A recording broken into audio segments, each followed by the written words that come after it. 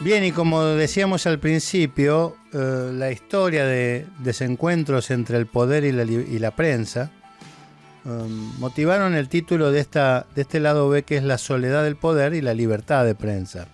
O sea que existe un concepto conocido como teorema de Baglini, en honor al diputado mendocino que patentó una idea que sobrevivió desde la década del 80 hasta la actualidad.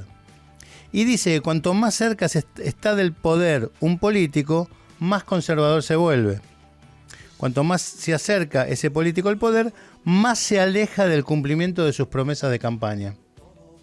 Y tiene un antecedente en una vieja idea de un dramaturgo inglés llamado John Galsworthy, que reza que el idealismo se incrementa en proporción directa a la distancia de uno con el problema. Pero no voy a meterme en fenómenos históricos y en repliegues ideológicos de nuestros líderes políticos cada vez que accedieron a los espacios de poder, sino que voy a hacer un paralelismo entre el teorema de Baglini y la relación de los gobernantes con la prensa, o mejor dicho, con los periodistas y con los medios. Es bastante frecuente escuchar a los políticos, en campaña, regodearse de sus propias aperturas mentales y jactarse de su tolerancia ante las críticas, porque en campaña no importa lo que se diga, lo importante es que se hable de ellos, dicen los jefes de campaña.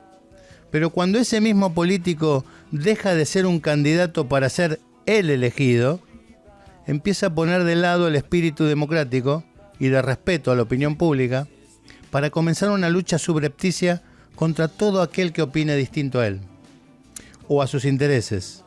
Una variante del teorema de Baglini, que sería algo así como la cercanía al poder es inversamente proporcional a la libertad de prensa. A decir verdad, este sesgo no es solo patrimonio de los presidentes, sino también de todo aquel que ocupe un cargo en el que el fin último sea tomar decisiones en la soledad más absoluta.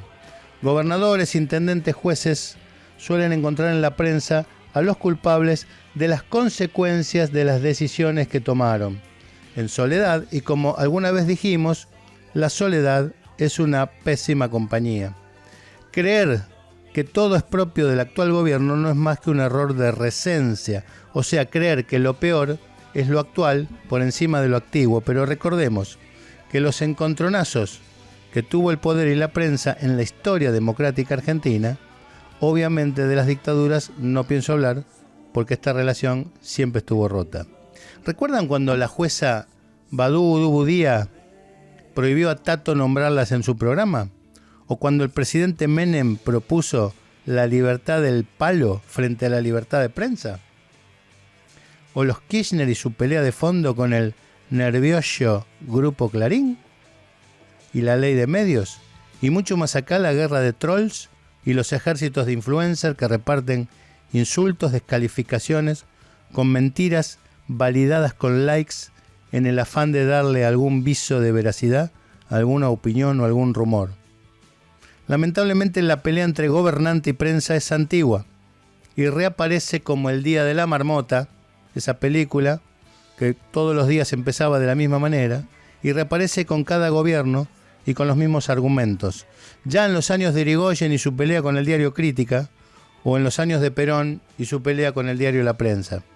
Por eso cuando un candidato aparezca amable y encantador en sus encuentros con la prensa durante la campaña electoral, sepamos que no es más que una puesta en escena y que en el fondo ese candidato sabe que, en caso de triunfar, será precisamente la prensa quien le haga perder el control.